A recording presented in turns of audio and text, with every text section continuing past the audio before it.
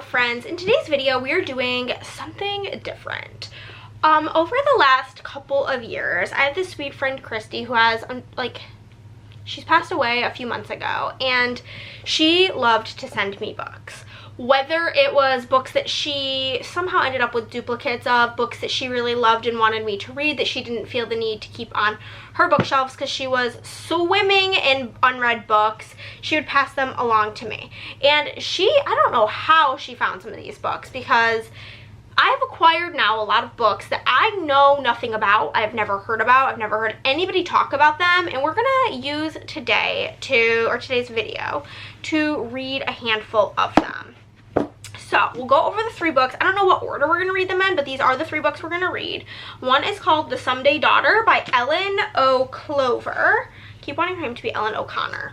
The synopsis of this one is: Audrey St. Vrain has grown up in the shadow of someone who doesn't actually exist. Before she was born, her brother Camilla wrote a best-selling book, Letters to My Someday Daughter, a guide to self-love that advises treating yourself like you would your own hypothetical future daughter.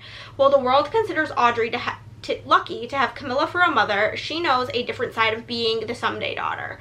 Audrey's always felt like more of a promotional tool than a member of Camilla's family, and she's determined to create her own identity, starting with the prestigious summer pre-med program she'll attend with her boyfriend before heading to college. But when Camilla asks Audrey to go on tour with her to promote the book's anniversary instead, Audrey can't help but think that this is the last best chance to figure out how they fit into each other's lives.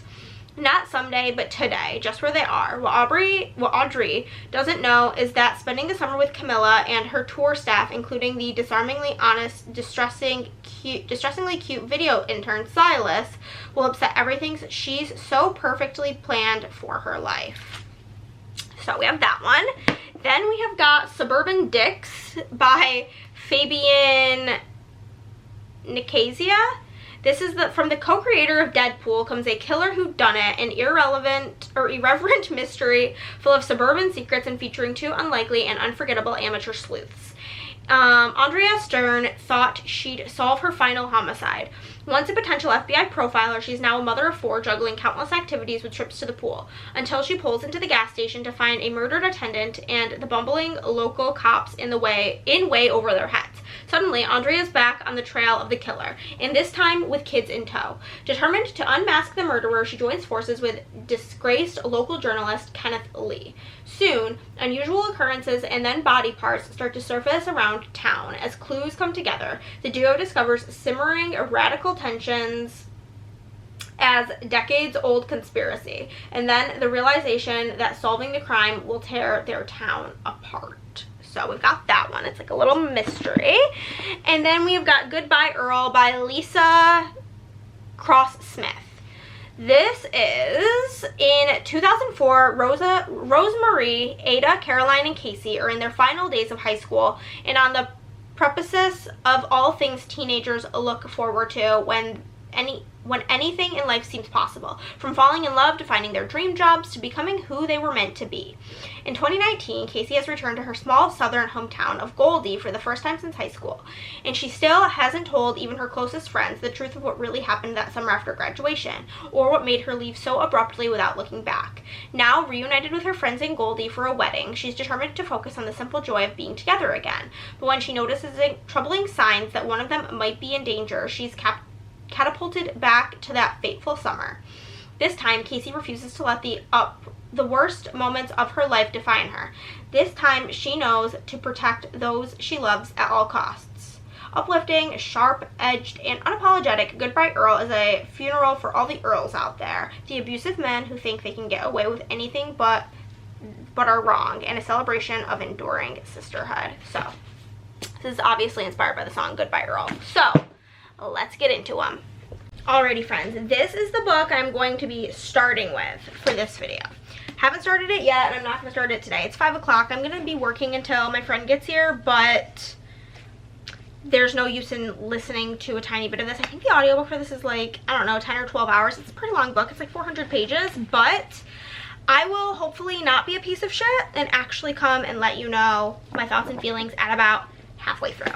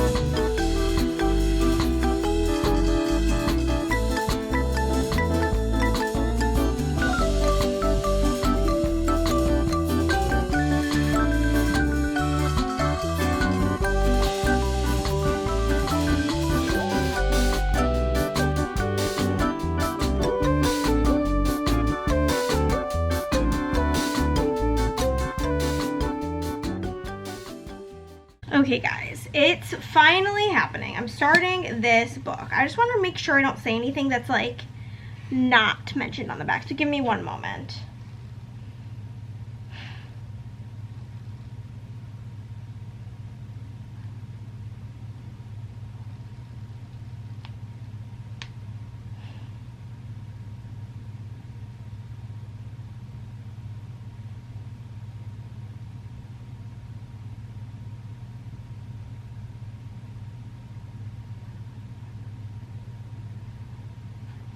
Okay, so in this book we have this group of friends, Rosemary, Ada, Caroline, and Casey, and we get two different timelines. 2004, which is when they were graduating high school, and I can't recall which one it is. I believe Caroline, because they call her Caro in the book, which is really throwing me off. But Caro lives with her mom and her super abusive stepdad. He is just violent towards everybody. And basically, or maybe it was Casey that I don't know. I'm getting a little confused by it because there's a lot of characters.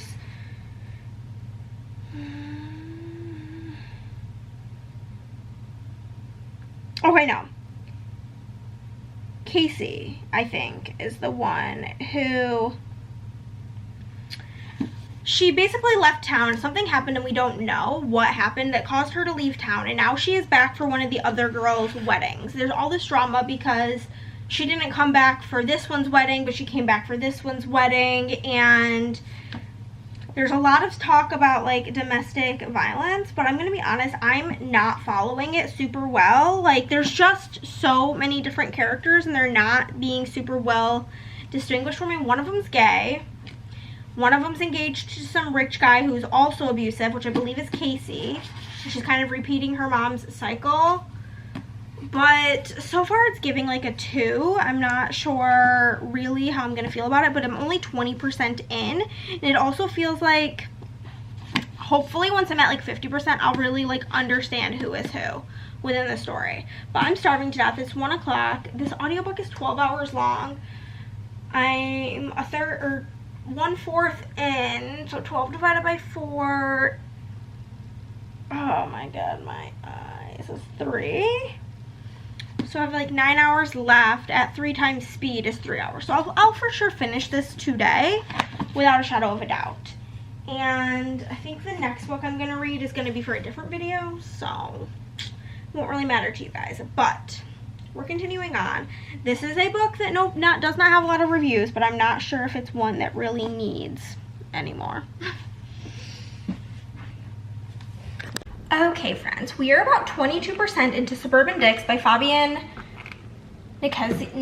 I don't really know how to say that last name, but by Fabian. And I am just about to make myself some lunch, because we're going to use a gigantic bowl. It's going to look quite empty, but my options are kind of limited as to what's available and clean right now. But I'm gonna make myself a salad while I talk to you guys about this book here, in case you want to see the salad making. But basically in this book we have our main character Andrea, and she is an ex-FBI profiler. She worked for the FBI doing that. However, whenever she decided to become a mother, she left that job. She's kind of resentful about that. Her and her husband kind of hate each other. And it's kind of like awkward vibes between them. Like, they definitely don't have a great marriage. She has 4 kids. Well, she's pregnant with her 4th kid. And at the beginning of the book, she is driving with the kids in the car, and they have to make a pit stop at this gas station because one of the little kids, classic little kid, has to pee right that second or she's gonna pee her pants. So she's like, okay, if we must stop, I guess we must stop. So they make a pit stop. Just gonna use up the rest of this onion.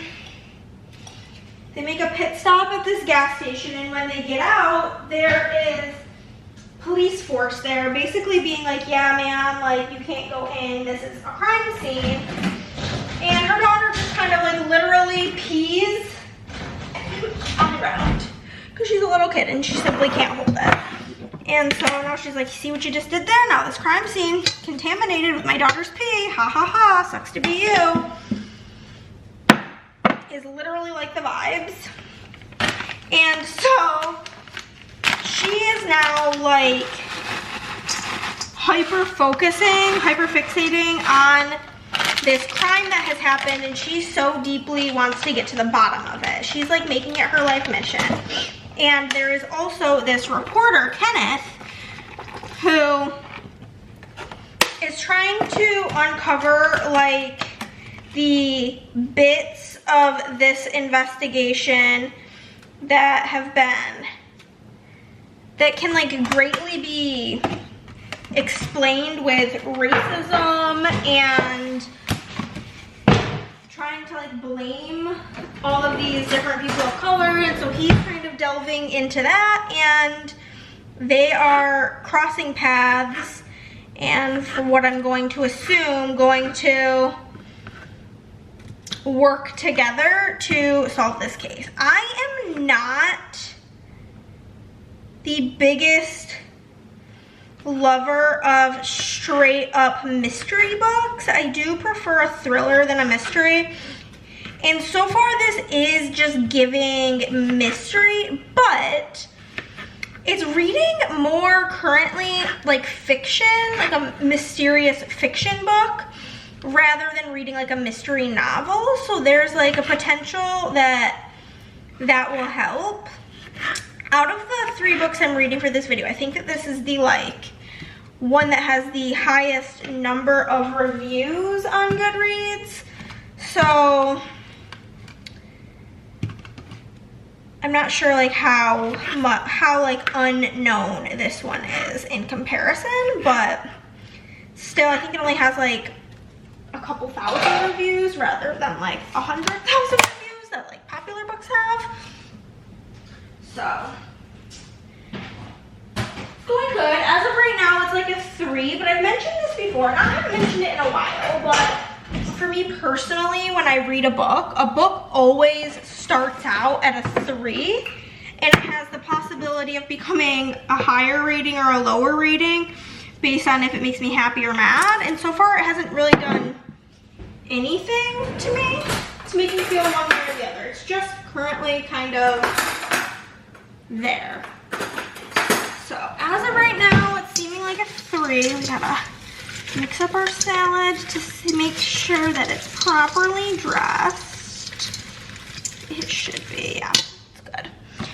Put all of my salad stuff back. I have stuff for, well, I have lettuce for like a lot more salads, but topping wise, I have stuff for one more salad, which works out great because I'm making dinner tonight, which I'm making tacos for dinner. And then if we have a little bit of taco meat left, I can use that for a taco salad. You know what I mean? So my hands just smell like berries, but I am going to go and eat this delicious salad and watch some YouTube, and then real time for my job. This is probably coming out literally in November, this video. It's the end of September right now, but I'm very ahead on videos, which is good because I am planning on doing Bookmas again this year, so being ahead will be very helpful. But with that being said, I'm currently working on making Christmas, Halloween, Christmas, Hanukkah, Kwanzaa stickers for my small business. Okay guys, I finished Suburban Dicks. The day I'm reading this, it's been a really bad freaking day, but they said how to say his last name and I was like, okay, I'm gonna remember that, and then I forgot. I ended up giving this 3 stars. I think if you're a fan of Finley Donovan, you will really like this book. She's not like an amateur sleuth because she did work for the FBI, but she had given up her job whenever she had children to stay home with them, and it's about her like trying to uncover these crimes. It has really important talks about racism in here against like Asian people, specifically Indian people. And yeah, it was like a fine, good, it was a good enough mystery. Nothing to really complain about. I'm not a big mystery girl. I prefer more thriller horror. But as far as mysteries go, it's a pretty good one. So, book number 2 for this video is done, and I'm still waiting on the audio for The Someday Daughter. But we have 2 3 stars so far, so can't really complain. That's not too bad. Not too bad. Okay guys, I finally got my audio hold for The Someday Daughter. So we're gonna listen to this, probably not today. I have some things I need to do that involve me being able to pay attention. Like, I can't listen to an audiobook while I do them. So I'm like writing and reading. So this will be the next audiobook we listen to though, and I will definitely listen to this whole thing tomorrow. I don't really have any idea what this is about, but as soon as I have some thoughts and feelings, I will let you know. I have a feeling that this is a pretty short audiobook. My phone's not in here because the book's, it's got giant font, huge margins, and it's not even 300 pages. But I will let you know when I have thoughts.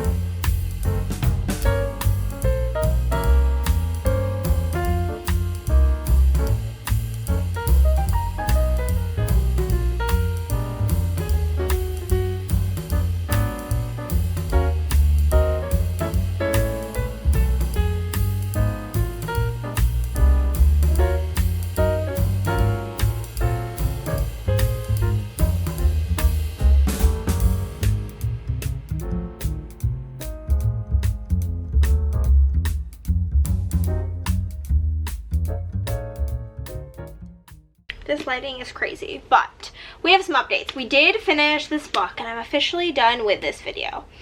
And I have to say, I gave this 3 stars. So every book in this video, we read this, Suburban Dicks, and Goodbye Earl.